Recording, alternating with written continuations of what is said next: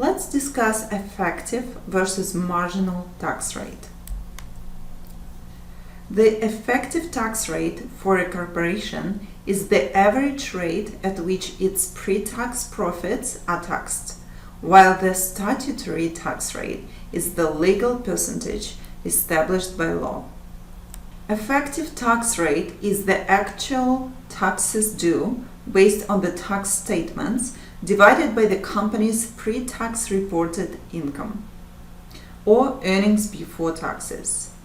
Since there is difference between pre-tax income on the financial statements and taxable income on the tax return, thus the effective rate can differ from the marginal tax rate.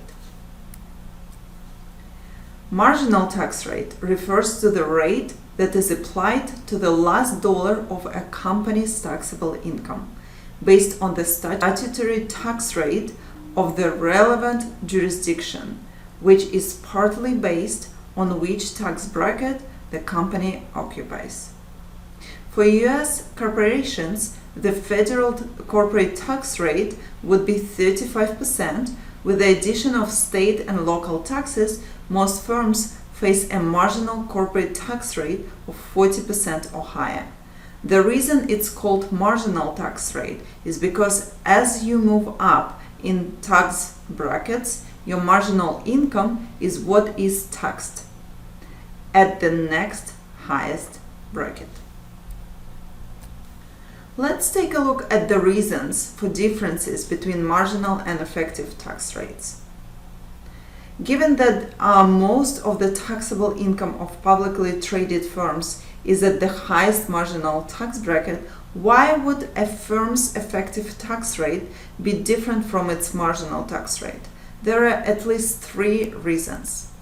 First, many firms follow different accounting standards for tax and reporting purposes. For instance, firms often use straight-line depreciation for reporting purposes and accelerated depreciation for tax purposes.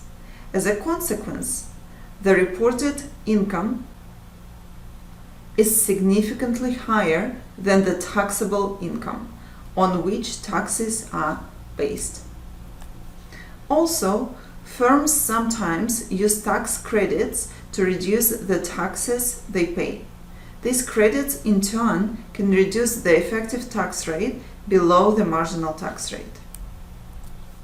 Finally, firms can sometimes defer taxes on income to future periods.